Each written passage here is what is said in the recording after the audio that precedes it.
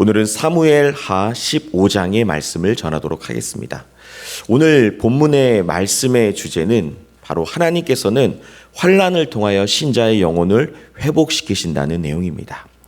다윗의 인생 가운데 정말 여러 번의 위기가 있었습니다. 하지만 오늘 본문은 다윗의 입장에는 인생 가운데 가장 충격적인 일이라 할 수 있습니다. 바로 다윗의 아들인 압살롬이 자신이 스스로 왕이라고 하면서 아버지인 다윗을 밀어낸 사건입니다. 사실 압살롬은 아버지 다윗과 화해한 척한 후에 4년이라는 시간 동안 자신이 왕이 되기 위해서 매우 치밀하게 준비를 했습니다. 압살롬은 성문 앞에서 왕에게 재판을 받으러 온 백성들에게 당신들의 일을 처리해 줄 왕은 없습니다. 오히려 내가 이 문제를 해결할 수 있습니다 하면서 자신을 포장하기 시작하고 백성들의 마음을 도둑질하면서 마치 자신이 진짜 이스라엘의 왕처럼 행세하기 시작했습니다. 그리고 압살롬은 다윗에게 찾아가서 아버지 다윗을 속인 후에 200명의 예루살렘의 유력한 사람들을 데리고 헤브론에 가서 나팔을 불면서 스스로 이스라엘의 왕이라고 자처하며 반역을 통해 이스라엘을 점령하게 됩니다.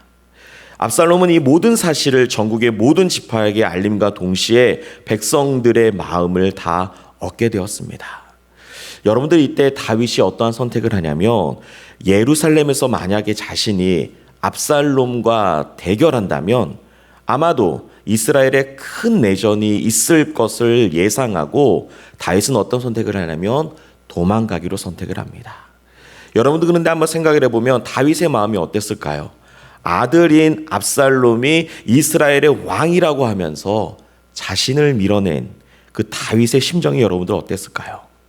하지만 이 사무엘하를 따라오면서 우리가 이 다윗의 마음을 조금 더 깊게 묵상을 해보면 사실 다윗은 사무엘하 11장에서 밧세바 사건을 통해 하나님께 큰 심판을 받습니다. 그때 하나님께서 어떠한 심판을 내리시냐면 다윗의 집에 칼이 떠나지 않을 것이다. 사실은 하나님께서 내린 그 심판의 결과가 오늘 본문에서 나단 선지자의 메시지가 하나님의 말씀을 통해 그대로 이루어진 사건이라 할 수 있습니다. 다윗은 어떤 마음이었었냐면 하나님 앞에서 하는 것이 정말 두렵구나. 하나님이 말씀하시니까 내가 죽고 하나님이 말씀하시니까 내가 심판을 받고 정말 하나님 앞에서 이 모든 삶이 정말 두렵고 심히 힘들구나라는 걸 다윗은 깨달았을 것입니다.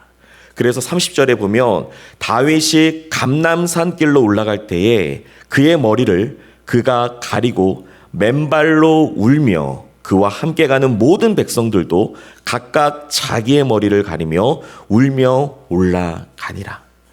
여러분들 다윗이 할 수 있었던 건 딱 하나입니다. 울 수밖에 없었다는 겁니다.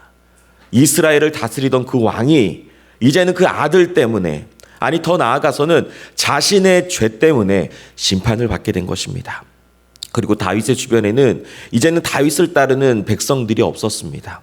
오히려 다윗의 주변에는 이방 나라 사람들인 블레셋 사람, 가드 사람, 그리고 가드를 따르는 600명의 이방 용병들만 있었습니다. 또한 다윗을 옆에서 지키던 그 지혜로운 아히도벨 역시도 압살롬 편으로 붙어버렸습니다. 다윗 주변에는 단 한 사람도 없었고 이제는 도망자의 신세. 그런데 오늘 본문을 곰곰이 묵상해 보면 오늘 이 사무엘하 15장을 기점으로 다윗이 하나님 앞에 자신의 삶을 하나씩 맡겨드리는 것을 볼 수 있습니다.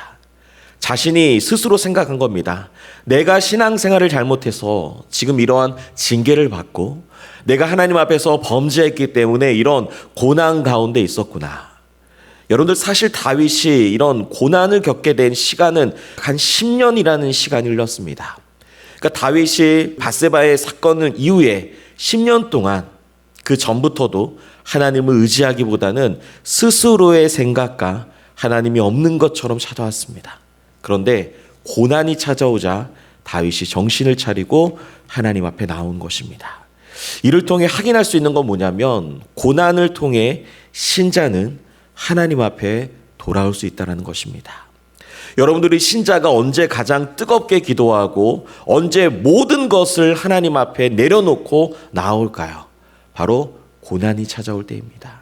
내 주변에 있는 모든 사람들이 떠나가고 내 힘으로 할 수 있는 일이 단 하나도 없을 때, 그때 신자는 하나님 앞에 나올 수밖에 없다는 사실입니다.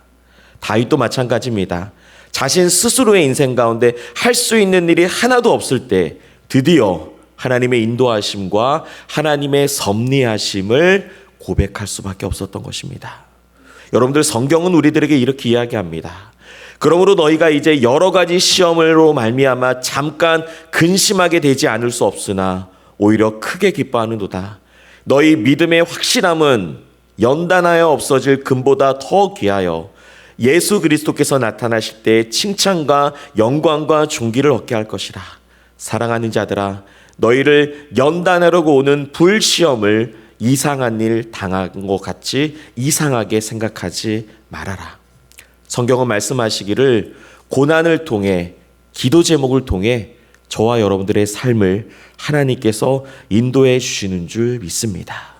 오늘 이 아침에 기도 제목이 있으십니까? 그 기도 제목은 저와 여러분들이 하나님 앞에 나아가는, 어떻게 보면 하나님의 큰 계획인 줄 믿습니다.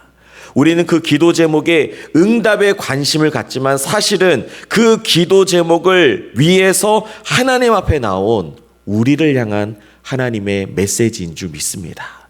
그러므로 때로는 우리 기도가 응답되고 응답되지 않더라도 기도 제목 때문에 하나님 앞에 나온 이 귀한 사실이 하나님께 나아가는 아주 큰 귀한 은혜인 줄 믿습니다. 저와 여러분들에게 주어진 삶의 기도 제목이 있으십니까? 그것은 하나님께서 주신 성장의 도구라 믿고 그 기도하는 가운데 하나님을 더 붙드시면서 하나님의 역사를 사모하는 우리 동산의 모든 성도님들이 되시기를 간절히 소망합니다.